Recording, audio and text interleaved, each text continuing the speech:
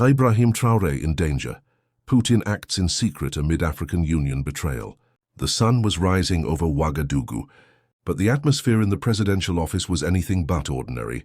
A phone vibrated constantly as Ibrahim Traoré's advisors exchanged anxious glances. The young president of Burkina Faso, known for his military punctuality, had not shown up for the morning cabinet meeting. He cancelled all his appointments without any explanation, murmured Amadou, his chief of staff, hanging up the phone. That's not like him. The news spread like wildfire through the halls of power. Ibrahim Traoré, 37 years old, the youngest head of state in the world, and a former captain, who became president after a coup against another military leader, had mysteriously vanished from public view. The official media remained completely silent, only fueling speculation. In Ouagadougou's central market, Fatoumata was arranging her tomatoes while the radio played patriotic songs with no mention of the president. "They say there was an attack," whispered a customer. "No, it's a serious illness," another corrected. "My cousin works at the presidency," said a third, "and he says no one has seen him since last night." A young man approached, lowering his voice. "I saw a video online, foreign soldiers surrounded a military airport last night." Speculation was mounting. Rumors of a coup. A nation on edge as Ibrahim Traoré vanishes. Some spoke of a coup, others of a covert operation. Inside the presidential offices, phones rang non-stop. Foreign embassies were demanding information that no one seemed to have. Thousands of kilometers away, in a cold Kremlin office in Moscow, a uniformed officer handed a confidential report to his superior. On the first page, bold letters read, "Burkina Faso alert, maximum. Alert operation underway. Red alert, protect immediately." The document was passed from hand to hand until it reached the highest levels of Russian power. Without a word, an order was issued. A few hours later, a cargo plane with no identification took off from a military base near Moscow. Its destination didn't appear on any official flight plans. Back in Ouagadougou, tensions were rising. Mamadou Ouedraogo, a close advisor to Traoré, had stopped answering calls. His family reported him missing, but the police seemed paralyzed. In front of Parliament, a small group of protesters spontaneously gathered, chanting, "Where is our president?" The police stood by, not intervening, almost as if they, too, were waiting for an answer. In a nearby cafe, a journalist received an anonymous video showing the last known images of President Traoré. He was seen getting into a black-tinted vehicle, surrounded by unidentifiable guards. The footage, dated the previous night, showed a tense and determined man.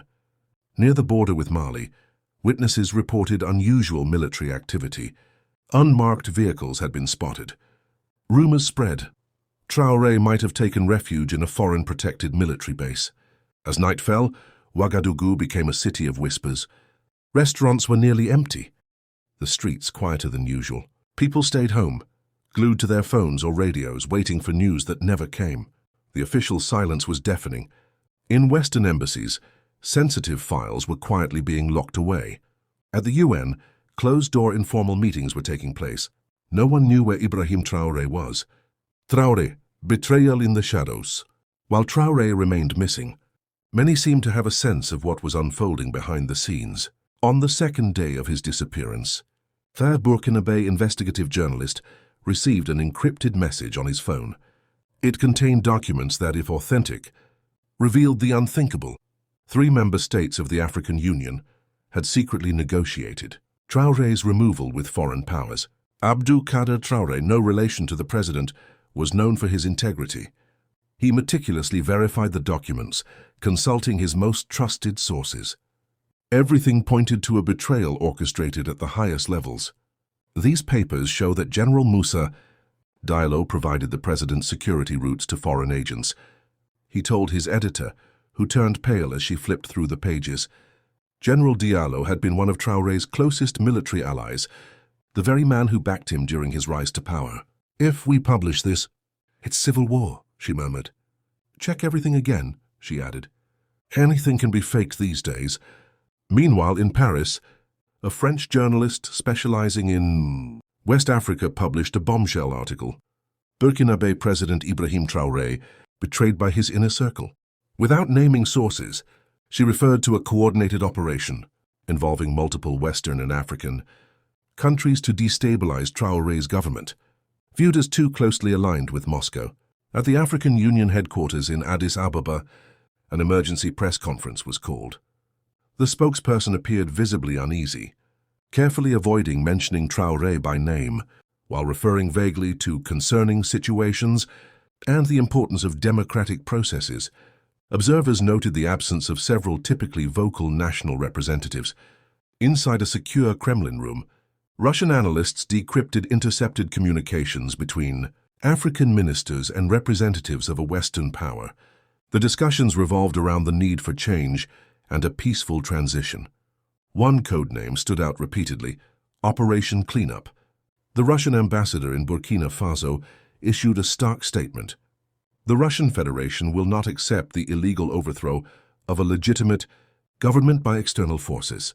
The message was clear, but what could Moscow truly do? Back in Ouagadougou, tensions soared. Thousands of young people flooded the streets, waving portraits of Traoré and Russian flags. Anti-Western and anti-elite sentiments solidified around the missing president's image. A 16-year-old boy named Issouf posted a video from his neighborhood. They may have taken down Traoré, but they won't take down the people. If our president falls, the whole nation will rise. The video went viral within hours, shared by hundreds of thousands across Francophone Africa. That same evening, a massive leak of internal messages. A continent in crisis. Confirmation of a plot against Traoré. The Foreign Affairs Ministry of a neighboring country confirmed growing suspicions. Several African governments had indeed taken part in a coordinated operation to neutralize President Traoré, viewed as a regional threat due to his anti-imperialist rhetoric and ties to Russia. In the streets of Ouagadougou and Bobo-Dioulasso, protesters began painting massive murals of Traoré. His youthful face was quickly becoming a symbol of resistance, of an Africa that refused to bow to foreign demands. At the United Nations, Russian representatives called for an emergency meeting of the Security Council, while several Western nations tried to de-escalate the situation, insisting this was an internal matter for Burkina Faso. General Moussa Diallo, now accused of treason, appeared briefly on national television. He dismissed the accusations as slanderous rumors and called for calm. But his evasive gaze and rushed speech failed to convince anyone. In the newsroom where Abdulkader Traoré worked, confirmations kept coming in. Every sign pointed to betrayal from within. Late that night, residents of Koudougou, Burkina Faso's third-largest city, spotted a convoy of unmarked military trucks entering the town under cover of darkness. "They're not from here," a night guard whispered to his colleague. "Look how they move, they're professionals." Meanwhile, in Moscow, Vladimir Putin made a rare public appearance at a monument inauguration. A journalist asked about the situation. In Burkina Faso, Putin gave an enigmatic smile. Russia has always supported peoples defending their sovereignty against foreign interference.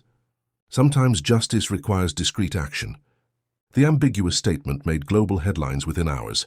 A leaked French intelligence report, published in select media outlets, confirmed long-held suspicions. Russian special forces, likely tied to the Wagner Group, had been active in the Sahel region for weeks, well before Traoré's disappearance.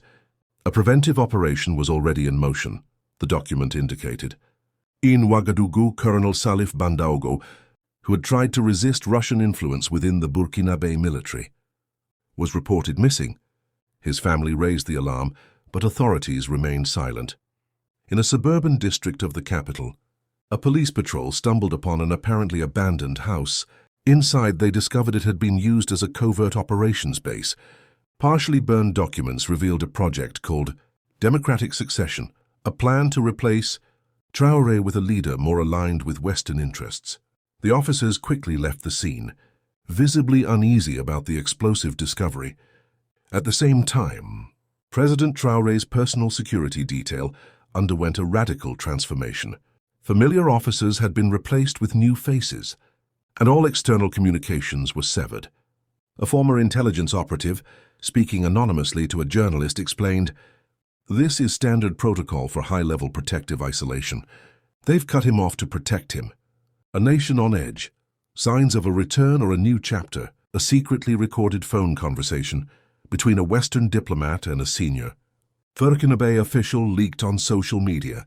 In the recording, the two clearly discussed an assisted transition of power and a post office guarantee for President Traoré, should he agree to resign voluntarily. Fatima, a vendor at the central market, followed these developments with growing anxiety. "My son is in the army," she confided to her neighbor. "He told me the Russians are everywhere. 13 semesters. But that they're protecting Traoré from those who want to remove him. I don't know who to believe anymore." At the border with Mali, witnesses reported unmarked helicopters landing and taking off regularly. Villagers spoke of white men who didn't resemble the usual. Western advisors, they were quieter, more professional. Abdul Kader, the investigative journalist, received a cryptic message from an anonymous source that had always proven reliable in the past. "He is alive, protected, isolated, wait and see." He cautiously published an article hinting at this possibility, rekindling hope among the president's supporters. On social media, the hashtag Je suis Traoré exploded, shared millions of times across Africa and beyond. Spontaneous demonstrations of support erupted in several African capitals. In Paris, London, and Washington, members of the African diaspora gathered to protest what they called neo-colonial interference. Western foreign ministries grew increasingly alarmed. Intelligence services were losing track of events in Burkina Faso. Usual sources had gone silent or were relaying conflicting reports. An internal document from the Russian Ministry of Defense, classified as top secret but exposed by an analyst, mentioned a sovereign protection operation and bore the Untitled personal signature of Vladimir Putin. Though impossible to verify, this revelation added a new dimension to the crisis. In Ouagadougou, the days dragged on in a climate of rising tension. Supporters of Traoré were organizing, preparing to defend their president against any attempted coup. Western embassies quietly advised their nationals to leave the country. On the 10th day following Traoré's disappearance, Ouagadougou International Airport was suddenly shut down without explanation. Flights were diverted, non-essential staff evacuated. A strange silence fell over the normally bustling runways. At exactly noon, an unmarked aircraft touched down smoothly. No announcement had been made, and no flight plan had been filed. The few witnesses present described it as a business jet, but with visible modifications suggesting military use. The news spread like wildfire across the capital. Within minutes, thousands of people rushed toward the airport, bypassing police roadblocks that seemed to dissolve in the face of overwhelming public determination. Then slowly the aircraft door opened, and a silhouette emerged, one that everyone recognized. They recognized him instantly. Ibrahim Traoré, dressed in his usual military uniform, descended the steps with calm confidence. What stood out most was his new escort, men in combat gear with no insignia, equipped with sophisticated gear that clearly did not belong to the traditional Burkinabè arsenal. The crowd erupted in cheers and applause. Women wept. Men waved flags, sensing the historic weight of the moment. Traoré stepped away from his escort and walked directly toward the crowd gathered behind the security barriers. "I have returned because this is where I belong, with you, my people," he declared simply, shaking hands and embracing children held up to him by their parents. The emotion was tangible, almost electric. Behind him, an officer unfurled a new banner, which was raised next to the national flag of Burkina Faso. It bore a simple inscription, "Total Sovereignty." The symbolic act was met with another wave of applause. Despite pressing questions from the gathered journalists, Traoré avoided discussing the circumstances of his disappearance. He merely stated, "The betrayal has been exposed. The people have won. History will remember that Burkina Faso resisted." A Reuters reporter asked the question on everyone's mind. "Mr. President, did Russia intervene to protect you?" Traoré smiled, the same trademark smile that had made him popular among Africa's youth. "In this world, you know a friend by their loyalty in difficult times. The truth will reveal itself in due course." In the capitals of the countries accused of plotting against him, confusion reigned. Official statements were hastily released, denying any involvement in destabilization efforts and reaffirming respect for Burkina Faso's sovereignty. These declarations were met with cold silence in Ouagadougou. The African Union, which had remained conspicuously silent throughout the crisis, finally issued a diplomatic note acknowledging President Traoré's return and stating it was closely monitoring the situation. This timid stance sparked outrage among Traoré's supporters. Meanwhile, celebration filled the streets of Ouagadougou. Impromptu concerts, traditional dances, and impassioned speeches. A new slogan emerged spontaneously: "We don't need those who abandoned us." It targeted both certain Western nations and African institutions that had failed to take a clear stance in support of Traoré. That evening, the president addressed the nation in a sober, televised speech. Without naming his adversaries, he spoke of a coordinated attempt to overthrow a legitimate government because of its independence. He thanked all who remained loyal to the principles of sovereignty and the self-determination of peoples, a thinly veiled reference to Russian support. More surprisingly, he announced the immediate suspension of several military agreements with Western countries and the revision of certain economic treaties deemed unbalanced. These radical decisions were enthusiastically welcomed by a population largely supportive of the sovereignist ideals Traoré defended. Defending sovereignist ideals, Traoré, now back in his office, received a phone call from the Kremlin. The contents of the conversation remained confidential, but sources close to the presidency spoke of strengthened cooperation guarantees and a new chapter in Russian-African relations. Outside, night was falling over a transformed Burkina Faso. Something had changed irreversibly. The country had gone through an existential crisis and emerged with a sharpened political consciousness and a growing distrust of its traditional partners. 1 month after his dramatic return, Ibrahim Traoré convened an unprecedented international conference in Ouagadougou. The theme was ambitious: toward a truly independent Africa, political, economic, and cultural sovereignty. The invitation made it clear: only countries that had respected Burkina Faso's sovereignty during the recent crisis were welcome. Many African leaders, previously hesitant, rushed to confirm their attendance. Traoré's popularity had soared across the continent, and few could afford to ignore this new axis of power emerging in West Africa. "This is a historic turning point," commented Aminata Kone, a political scientist at the University of Ouagadougou. Traoré turned an attempted coup into an opportunity to redefine Africa's international relations. Strategically, it's remarkable.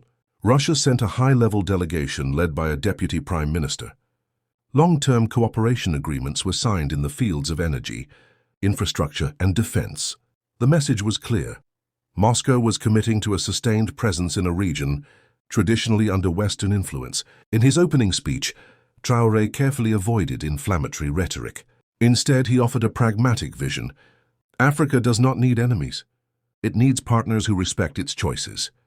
We do not reject anyone by default, but from now on, we demand equality in our partnerships. At Revolution Square in Ouagadougou, Mariam Ouedraogo, a 35-year-old schoolteacher, summed up the popular sentiment in a televised interview. "Never again will we be anyone's colony. Our resources belong to us. Our future belongs to us." This aspiration for self-determination was materializing through concrete initiatives across the country. Groups of young entrepreneurs were launching innovative projects focused on energy and food autonomy.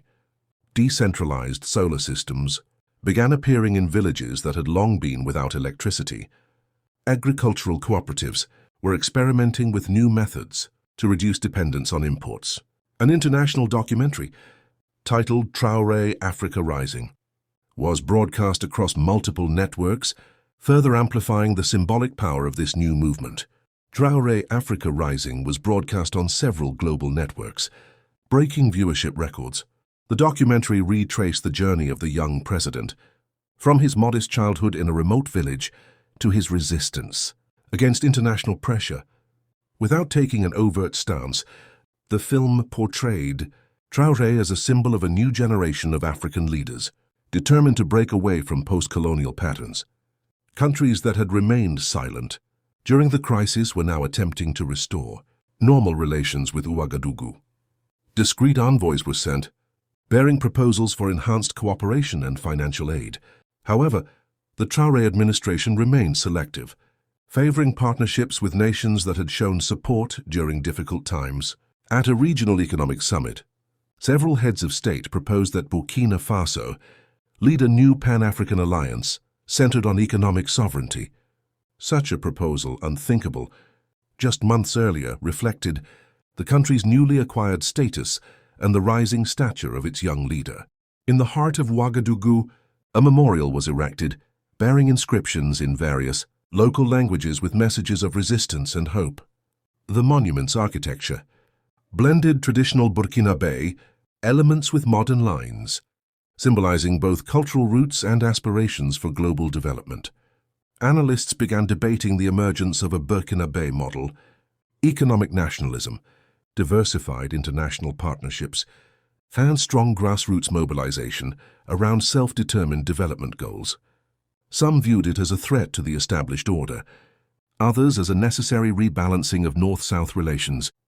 Western intelligence agencies continued monitoring Russia's growing influence in the Sahel, but their reports acknowledged that this influence now relied on genuine popular support. Moscow's strategy, combining military assistance, economic cooperation, and cultural respect, was yielding results.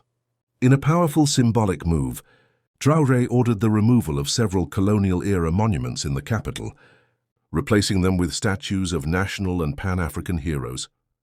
Thomas Sankara, the revolutionary former president who had been assassinated, held a central place in this renewed national iconography.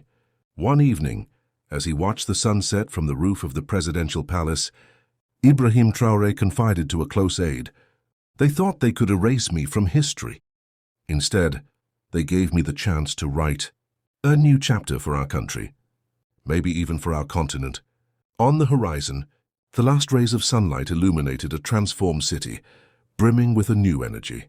In the streets, cafes, and universities, people spoke of the future, of rebirth, of possibilities. Burkina Faso had passed through an existential crisis and emerged stronger, more united, and more determined to shape its own destiny. The sun was setting on one era and rising on another. Africa watched closely, ready to follow the long-awaited path toward true independence.